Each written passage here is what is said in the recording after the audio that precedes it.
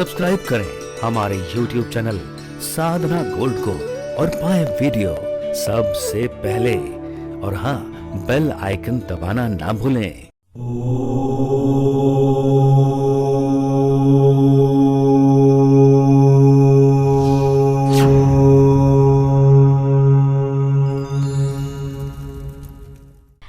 नमस्कार दर्शकों, बहुत बहुत स्वागत है आपका हमारे विशेष कार्यक्रम दिशा धाम में और आपके साथ हाजिर हूं मैं निशा। दर्शकों, एकमात्र ऐसा कार्यक्रम जिसके साथ जुड़कर आप अध्यात्म की ओर बढ़ सकते हैं। मेरे साथ स्टूडियो में मौजूद हैं गुरु माँ तपेश्वरी नंदा जी। बहुत बहुत स्वागत है गुरु माँ आपका। तो लगातार अपने कार्यक्रम में हम आपसे जुड़ते हैं और आपको बताते हैं कि किस तरह से आप अध्यात्म की ओर बढ़ सकते हैं। चलिए कार्यक्रम की शुरुआत करेंगे कुछ प्रश्नों के साथ। गुरु माँ, जिस तरह से 108 प्रकार से दीक्षाएं आपकी ओर से प्रदान की जाती हैं जिससे जीवन में सुख आता है, तो किस तरह से अपने जीवन में बदलाव लाया जाए? देखिए निशा जी, आपने जैसा कि पूछा कि 108 प्रकार की जीवन में दीक्षाएं किस प्रकार से हमारे परिवर्तन ला सकती हैं या किस प्रकार से सुख प्राप्त हो सकता है। तो यहाँ जो मैं 108 प्रकार की दीक्षाओं की बात करती हूँ, ये 108 प्रकार की दीक्षाएं सत्य मार्ग की दीक्षाएं हैं। एक दीक्षा होती है आनंद मार्ग की, एक दीक्षा होती है ज्ञान मार्ग की, एक दीक्षा होती है सत्य मार्ग की। तो यहाँ हम जो है सत्य मार्ग के अनुसार आपको दीक्षाएं दे रहे हैं। मैंने जैसा कि आपको बताया था कि मैं आनंद मार्ग पे भी चलती हूँ, ज्ञान मार्ग पे भी चलती हूँ और सत्य मार्ग पे। तीनों मार्गों के अनुसार जो है लोगों को दीक्षा दी जाती है। अब कुछ लोग ऐसे होते हैं जो आनंद मार्ग पर चलना चाहते हैं, कुछ ऐसे होते हैं जिनको जो है ज्ञान की प्राप्ति करनी है कि आखिर भगवान क्या है, हम क्या हैं, डिवाइन की एनर्जी क्या है, या जो हमारे हीलिंग कोर्सेज हैं इनकी ऊर्जा कैसे काम करती है। तो ये हो गया ज्ञान। इस ज्ञान की दीक्षा अलग प्रकार से दी जाती है। और जहाँ 108 प्रकार की बात आती है तो वो जो है सत्य मार्ग की बात है। सत्य मार्ग मैंने जैसा आपको बताया कि हमारा जो हम रहस्यों को जानते हैं, सूक्ष्म से सूक्ष्म रहस्य। अब यूनिवर्स में जो हमारे बहुत सारे रहस्य हैं। अब रहस्य क्या है? जैसे हमने जन्म लिया, जन्म से लेकर मृत्यु तक हमारी 9 ग्रहों की गतिविधियां हमारे जीवन भर उनके अनुसार हमें चलना पड़ता है। अब 9 ग्रह की गतिविधियों के बारे में बताती हूँ। जैसे ही हम गर्भ से बाहर आते हैं तो 9 ग्रहों की ऊर्जा हमारे सहस्त्रार पर पड़ती है और उसी के अनुसार हमारा जीवन चलता है। तो इन 9 ग्रहों की ऊर्जा में जो ऊर्जा हमें उस समय प्राप्त हुई है उसी के आधार पर हमारा पूरा जीवन चलता है। किसी को किसी चीज़ की कमी रहती है जीवन में, किसी को किसी चीज़ की, लेकिन हमारा जो है 9 ग्रहों की गतिविधियों पर पूरा जीवन चलता है। ये सभी जानते हैं। इनमें से एक भी अगर हमारी एस्पेक्ट पूरी नहीं होती है तो हमारा जीवन अस्त व्यस्त हो जाता है। यहाँ मैं ये बात भी बताऊंगी कि 9 ग्रहों की जो है गतिविधियाँ सबकी पूर्ण भी नहीं हुई हैं। यहाँ तक कि भगवान राम की नहीं हुई, भगवान श्री कृष्ण की नहीं हुई, तो हम मनुष्यों की कैसे हो जाएंगी? बहुत विरला लोग होते हैं जिनको जो है ये सारी गतिविधियाँ मिलती हैं।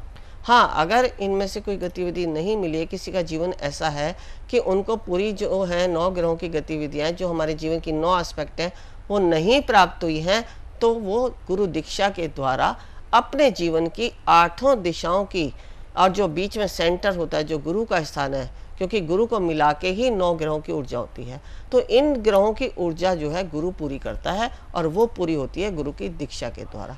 तो ये बताई हमने पहली दीक्षा जो आनंद मार्ग से शुरू होती है, क्योंकि जो आनंद मार्ग वाले गुरु होते हैं वो एक मंत्र दे देते हैं और उस मंत्र के को जपते जपते ही व्यक्ति जो है एकाग्र हो जाता है और उसी में जो है उसको आनंद आने लगता है और उसी के द्वारा उसका जो मार्ग है वो पूर्ण हो जाता है। दूसरी होती है ज्ञान मार्ग की। ज्ञान मार्ग, जैसे आज आपने सोचा कि मैं लामा फेरा सीख लेती हूँ या शाल्विक मंत्र ऐसे सीख लेती हूँ या कोई सिद्धि करना चाहती हूँ, तो उसके लिए जो दीक्षा दी जाती है उसको कहते हैं ज्ञान मार्ग। अब सत्य मार्ग की दीक्षा की हम बात करते हैं, जो कि आपने निशा जी सबसे पहला सवाल किया। लेकिन इससे पहले मुझे ये सब बताना बहुत ज़रूरी था, क्योंकि आप जब भी समझ पाएंगे इन सत्य मार्ग की दीक्षाओं को जब आप इनके विषय में पहले की जो हमारे बेस है, जहाँ से हमारी उत्पत्ति हुई है दीक्षाओं की, या जो दीक्षा क्या है, इनके विषय में जब तक आपको मालूम नहीं है तो आप 108 प्रकार की दीक्षाओं के बारे में नहीं जान पाएंगे। अब 108 प्रकार की दीक्षाओं में क्या होता है? 3 तो होती हैं ब्रह्मा विष्णु महेश, त्रिदेव की दीक्षा, जो कि हमारे ओम से सिद्ध होती है। ऐसे ही अब मैं थोड़ा सा इस बात को रोकते हुए बताऊंगी कि दीक्षाओं को थोड़ा सा भी मैं आगे लेके जाऊंगी। इसको ओम की अगर बात आई है तो मैं ओम के विषय में बताती हूँ कि जो हमारा अभी 26-27 अप्रैल को मैं ऋषिकेश में जो है शिविर लगाने जा रही हूँ, उस शिविर में मैं ओम को सिद्ध करवाऊंगी। यदि आपने ओम को सिद्ध कर लिया तो जो त्रिदेव हैं, जो ब्रह्मा विष्णु महेश और उनके साथ माता सरस्वती, माता लक्ष्मी और माता पार्वती, पार्वती शक्ति है, लक्ष्मी संपन्नता है और सरस्वती ज्ञान है, यानी ज्ञान, संपन्नता और शक्ति तीनों के द्वारा और त्रिदेव के द्वारा जो शक्ति आपके अंदर होनी चाहिए, उस शक्ति की उत्पत्ति उस शिविर में कराई जाएगी। दूसरा, इसके साथ साथ ओम के साथ साथ मैं नागपाश खोलने की भी विधि आपको बताऊंगी। नागपाश क्या है? अब आप सब ये सोचेंगे कि नागपाश आखिर है क्या। नागपाश के विषय में आपने सभी ने जाना भी है और बहुत रामायण में भी आपने देखा होगा कि जब हनुमान जी को मेघनाथ ने नागपाश में बांध लिया था तो हनुमान जी अष्ट सिद्धि नवनिधि के दाता होते हुए भी अपनी शक्तियों का उपयोग नहीं कर पाए थे। उसी प्रकार हमारे अंदर भी शक्तियां हैं, लेकिन वो बंधी हुई हैं। जब तक उनको खोलने के लिए हमें उसकी क्रिया नहीं मालूम या गुरु के द्वारा दिया गया ज्ञान नहीं पता, तो हम उन शक्तियों में बंधे ही रहते हैं। और हम जब भी ध्यान करते हैं या कोई भी साधना करते हैं तो उनका खोलना हमारे लिए बहुत ही ज़रूरी होता है, क्योंकि जब तक आप शक्तियों बंधे हैं तब तक कोई भी एनर्जी आप डेवलप नहीं कर सकते। जैसे ही आप नागपाश खोलने की विधि जान लेते हैं तो आप चाहे कोई साधना करें, ध्यान करें या कोई भी कार्य करें, तो आपकी शक्तियाँ बहुत ज़्यादा दूर तक एक्सपेंड होती है, यानी आपका ओरा जो है बहुत दूर तक काम करता है और आपके अंदर शक्तियाँ गेन भी होती हैं। तो ये नागपाश खोलने की विधि है। दूसरा, हमने बताया कि त्रिदेव की जो दीक्षाएं हो गई, ब्रह्मा विष्णु महेश तीनों को जागृत करने के लिए ओम, तीनों से हमारी त्रिदेव की दीक्षाएं हो जाती हैं। अब इसके बाद एक दीक्षा होती है जो गुरु की स्वयं की ऊर्जा होती है, 4। अब इनमें 52 हमारी ऐहिक सुख की होती हैं, जैसे जीवन के हमारे जो एस्पेक्ट होते हैं, किसी के विवाह नहीं हो रहा है, किसी की शादी है, किसी को लक्ष्मी चाहिए, ऐसे बहुत सारी गतिविधियां हैं हमारे जीवन को जीने के लिए। तो ये 52 दीक्षाएं जो हैं हमारे जीवन की गतिविधियों को, यानी भौतिक सुख सुविधाओं को जीने के लिए हैं।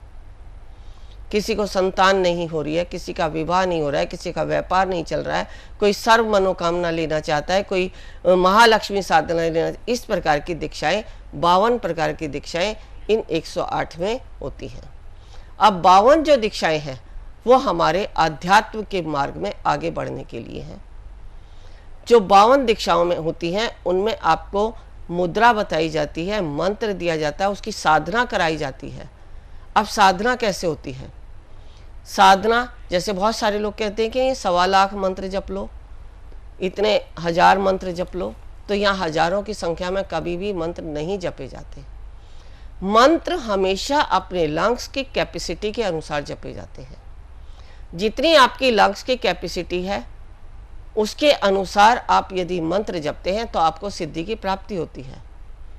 अब जब अगर मान लो आप 1.25 लाख मंत्र जप रहे हैं, 60,000 जप रहे हैं, 25,000 जप रहे हैं, तो उसमें आपका शरीर थक जाता है, तो वहाँ भाव आपके खत्म हो गए।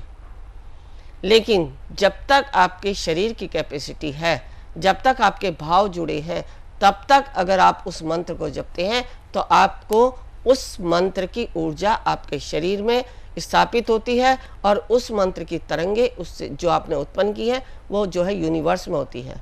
और जब जैसे ही वो यूनिवर्स में जाती हैं तो उससे संबंधित जिस भी मंत्र को आपने जिस कार्य के लिए किया है वो आपका पूर्ण होता है। अब 108 प्रकार की दीक्षाओं के विषय में जैसा मैंने बताया, तो 108 प्रकार की दीक्षाएं हमारे शरीर के 300 नोडल पॉइंट को एक्टिव करती हैं। हमारे शरीर में 300 नोडल पॉइंट होते हैं। जैसा अगर आपने मानव चित्र अगर किसी हॉस्पिटल में या किसी केमिस्ट की दुकान पे या हॉस्पिटल्स वगैरह में जब हम देखते हैं तो पूरा चित्र बना होता है, डायग्राम होता है, उस पर छोटी छोटी बिंदियाँ बनी होती हैं और वो बिंदियाँ एक रेखाओं से जुड़ी होती हैं, बीच बीच में एक रेखाएं बनी होती हैं, उनसे पूरा डायग्राम बन जाता है। पूरी बॉडी का सिस्टम एक रेखा से शुरू होकर दूसरी रेखा ऐसे पूरा जो है रेखाएं आपस में मिलती हुई, यानी जो हमारा ब्लड का सर्कुलेशन है उन रेखाओं से गुजरता हुआ जाता है। तो जो बिंदु हैं हमारे शरीर के, उन बिंदुओं पर हमारे मंत्र होते हैं, बीज मंत्र होते हैं। बिल्कुल। तो उन बीज मंत्रों को यदि हमने समझ लिया, जान लिया, तो हम अपने शरीर की जो आध्यात्मिक ऊर्जा है या जो हमारी 108 प्रकार की दीक्षाएं हैं, उनसे हम वो प्राप्ति कर सकते हैं जो एक मीराबाई ने की थी। मीराबाई ने भी सत्य मार्ग की दीक्षा प्राप्त करके मीराबाई ने भी अपने गुरु रविदास जी से सत्य मार्ग की दीक्षा प्राप्त की। अब ये सत्य मार्ग की दीक्षा मैं बताऊंगी कि ये किस किस तरह से दी जाती है। ये मैं आपको अगले एपिसोड में बताऊंगी कि 108 प्रकार की दीक्षा कैसे ली जाती है और मीराबाई जी ने कैसे ली, ताकि लेते ही उनका शरीर किस प्रकार विलीन हो गया, ये सारा संसार जानता है। तो 108 प्रकार की दीक्षाएं हमारे, अभी मैंने बताया कि कैसे कार्य करती हैं और किस प्रकार की होती हैं। आगे हम इसको डिटेल में थोड़ा थोड़ा बताते जाएंगे कि कैसे, कौन सी दीक्षा किस प्रकार कार्य करती है और कैसे ली जाती है और कितने समय के बाद हम ले सकते हैं। तो इन दीक्षाओं का आपने आज महत्व जाना, और इन महत्वों को जान के आप समझे भी। आखिर जब तक आपने सुन लिया और उसको जाना नहीं और माना नहीं, तो सुनने का कोई भी महत्व नहीं रह जाता। बिल्कुल बिल्कुल। गुरुमा, यहाँ पर एक कॉलर हैं जो आपसे बात करना चाहते हैं, उनसे बात कर लेते हैं। नमस्कार, बहुत बहुत स्वागत है आपका। नमस्कार जी, मैं राहुल है और मैं दिल्ली से बात कर रहा हूँ। जी, क्या प्रश्न है आपका? जी, गुरुमा से पूछना था कि मुझे ध्यान करते हुए जब वो ध्यान करता हूँ तो ध्यान लगता नहीं है, तो उसमें ध्यान की तरफ कैसे जाएंगे, थोड़ा सा मुझे बताएंगे? नहीं, आपने कहा कि ध्यान करता हूँ, ध्यान लगता नहीं है। एक तो होता है कि ध्यान में आप बैठ नहीं पाते हैं, आपका शरीर साथ नहीं देता है, या विचार चलते हैं, कि क्या कारण है आपका जो आप नहीं कर पाते? जैसे मैं ध्यान में बैठता हूँ, अच्छे से बैठता हूँ, बस थोड़ी देर अच्छे से ध्यान करता हूँ, पर उसके बाद में नए नए ख्याल विचार आते हैं मन में, तो मतलब पूरे से अच्छे से उस पर ध्यान लगा नहीं पाता हूँ। देखिए, मैंने आपका प्रश्न सुना है और समझा भी है कि आप चाहते तो हैं कि मैं ध्यान में बैठूं, लेकिन जब भी आप बैठते हैं तो आपके विचार आपको परेशान करते हैं और उन विचारों से उठकर आप खड़े हो जाते हैं। तो इसके विषय में मैं आपको बताना चाहूँगी कि जब भी हम ध्यान में बैठते हैं तो बैठते ही सबसे पहले हमारे पास विचार ही आते हैं, इनका मानना सही है। लेकिन जब विचारों के शून्य होने की स्थिति आती है, उससे पहले उठ के खड़े हो जाते हैं। तो अब मैं आपको बताती हूँ कि जितनी आपकी आयु है, आपकी आयु कितनी होगी? मेरी आयु 35 है।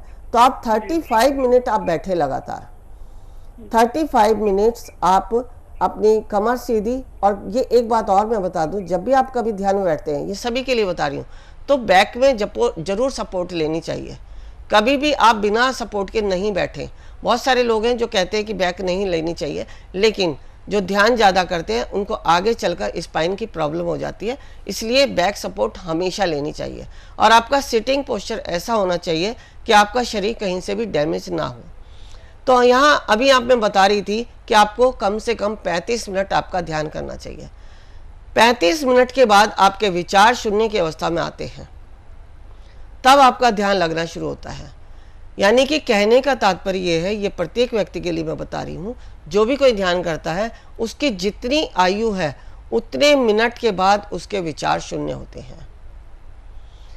अब यहाँ एक प्रॉब्लम और आती है, विचार तो शून्य हो गए, लेकिन जब तक विचार शून्य होते हैं, किसी का पैर सो जाता है, किसी का कमर दर्द है, किसी का सर भारी होने लगता है, किसी के कानों में जो है तरंगे सी होने लगती है। ऐसे सवाल मेरे पास बहुत आते हैं, तो इन सबको भी मैं क्लियर करूंगी कि ये जो है हमारी दिशा धाम में इस तरह की प्रक्रियाएं सिखाई जाती हैं ताकि आप इन सब से बाहर निकल जाएं।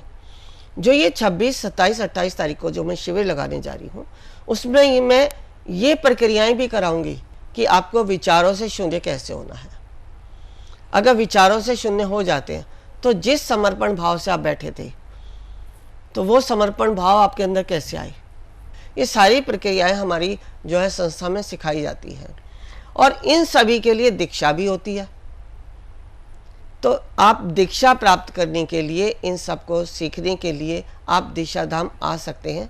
और जो जैसा कि अभी इन्होंने बताया, इस तरह के अगर छोटे छोटे प्रश्न हैं किसी के, तो वो आप हमें इस चैनल के माध्यम से सुनकर भी अपने जीवन में अपना सकते हैं। देखिए, छोटी छोटी बातें तो हम आपको बताते रहेंगे, लेकिन अगर आप अध्यात्म की ऊंचाइयों तक जाना चाहते हैं या आपके जीवन में किसी प्रकार की समस्या है जिनसे आप बाहर ही नहीं निकल पा रहे हैं, तो आपको हमारी संस्था में आना पड़ेगा और आने के बाद आप हमसे संपर्क के बाद जान पाएंगे कि आपकी समस्या क्या है और उसका समाधान क्या है। बहुत सारे लोग होते हैं जिनके जीवन में समस्याएं बहुत होती हैं, लेकिन उनको यही नहीं समझ में आता कि उनके जीवन की समस्याओं का आखिर अंत कैसे होगा, या समस्याएं हैं तो उनके पीछे कारण क्या है। बहुत सारे ऐसे महिलाएं मेरे पास आती हैं जिनको संतान नहीं होती है। तो जब जितने भी लोग होते हैं, जरूरी नहीं है कि संतान ना होने का एक ही कारण है, संतान ना होने के बहुत सारे कारण हैं। पहले उनको जानना पड़ता है कि उनके द्वारा कोई ऐसा कर्म तो नहीं हो गया जिसके कारण वह श्रापित हैं और उनको संतान नहीं हो रही है, या किसी ने उनके ऊपर कोई ऐसा प्रयोग तो नहीं कर दिया है कि जिसके कारण उनके परिवार में संतान की उत्पत्ति ही ना हो, या किसी को अगर फिजिकली कोई प्रॉब्लम है तो उसको कैसे ठीक किया जाए। कुछ होते हैं कि जैसे कुछ देवी देवता जो हमारे कुल देवता होते हैं, या कुछ भूल चूक हमारी ऐसी होती है कि जिनके कारण भी हमें संतान नहीं होती है। अब उनके लिए हमें करना क्या है, तो ये सारे मार्ग जो है हमारे पास आने के उपरांत ही आपको मालूम पड़ेंगे। इसके लिए आपको दिशा धाम में आना बहुत ही जरूरी है, अगर आप चाहते हैं कि हमारी ये समस्या से हम बाहर निकलें तो। बिल्कुल गुरु माँ, जिस तरीके से आप यहाँ पर ये ज्ञान दे रही हैं, जानकारी लगातार दे रही हैं, एक आखिरी प्रश्न मेरा आपसे है, क्योंकि समय की कमी हमारे पास होती है। एक आखिरी प्रश्न है मेरा आपसे, जिस तरह से अभी आप शिविर की बात बता रही थी कि आप ऋषिकेश में शिविर लगाने जा रही हैं 26, 27, 28 तारीख में, इससे पहले भी लगातार आपने शिविर लगाए होंगे, तो कितने समय के उपरांत आपके ये शिविर लगाए जाते हैं? देखिए, ये तो जो है कभी हम महीने में भी लगा लेते हैं, लोगों के ऊपर होता है कि कितने लोग हमसे संपर्क कर रहे हैं। अगर ज़्यादा लोग संपर्क करते हैं तो जल्दी जल्दी भी हो जाता है। कुछ अगर जैसे समय होता है, जैसे अभी पीछे कोरोना टाइम चल रहा था, तो बहुत लोगों का जो है बहुत इसमें डिस्टेंस हो गया है, तो उस समय में हमने ऑनलाइन भी बहुत लोगों को सिखाया है। लेकिन अब थोड़ी सी स्थिति स्टेबल है, इसलिए जो है अब हम कोशिश यही करेंगे कि प्रत्येक महीने के लास्ट में जो है हम ये शिविर लगाएं, और जैसे भी सुविधा होगी, जिस प्रकार की भी होती है, चाहे लास्ट में करें चाहे बीच में करें, लोगों की सुविधा और अपनी सुविधा के अनुसार हम जो है इन शिविरों को लगाते हैं और लगाते रहेंगे। बिल्कुल। एक और प्रश्न है मेरा आपसे, जिस तरह से शिविर की बात हो रही है, अगर किसी को सीखना हो तो वो किस तरह से सीखे? क्या वो दिशा धाम में आए या फिर वो शिविर में भी सीख सकते हैं? देखिए, शिविर में भी सीख सकते हैं। शिविर में सीखने का एक फायदा ये होता है कि आप जो हम जिस तीर्थ पर जा रहे हैं उस तीर्थ का भी तीर्थत्व आपको मिलता है, वहाँ की ऊर्जा मिलती है, और जो हमारे द्वारा जो हम सिखा रहे हैं उसकी एनर्जी, और फिर साथ में मेरी जो एनर्जी है, जो मेरी गुरु कृपा से मेरे पास है, वो भी उनको प्रदान होती है। चलिए, बहुत बहुत शुक्रिया, आप जुड़ी और आपने तमाम जानकारियाँ यहाँ पर दी। समय की कमी हमारे पास होती है। बहुत बहुत शुक्रिया गुरु माँ आपका। नमस्कार। ऋषिकेश में जो हम शिविर कराने जा रहे हैं, हमारा उद्देश्य है कुंडलिनी जागरण। कुंडलिनी जागरण के लिए आवश्यक है ओम को सिद्ध करना, नागपाश खोलना, विचारों से शून्य होना, समर्पण भाव आना, शरीर में बैठने की क्षमता होना, तभी आप प्राप्त कर सकते हैं कुंडलिनी शक्ति को। यदि आप भी चाहते हैं कुंडलिनी शक्ति को पाना, तो अवश्य आए हमारे इस शिविर में। गुरु माँ तपेश्वरी जी बढ़ाए एक कदम अध्यात्म की ओर और पाएं स्वस्थ शरीर, संपन्नता व एकाग्रता। गुरु माँ के द्वारा 108 प्रकार की दीक्षाएं प्रदान की जाती हैं, जिन्हें लेकर आप अपने जीवन को सुखों से भर सकते हैं। आप गुरु माँ से ध्यान व उपचार पद्धतियाँ सीख सकते हैं, जैसे मुद्रा विज्ञान, साधना से सिद्धियों की ओर, तत्व ज्ञान, लामा फेरा, तनाव, डिप्रेशन, पागलपन, नजर दोष, टोने टोटके में अत्यंत प्रभावी, योग माया, रोगी को रोग मुक्त करना, हुंकार विद हलीम बौद्धिक, विकास एवं लक्ष्य प्राप्ति हेतु, टिंटी सर्कल एकाग्रता बढ़ाने के लिए। हमारा पता है गुरु माँ Tapeshwari ji Ashram, Disha Dham, near Delhi Singhu border, pin code 131028।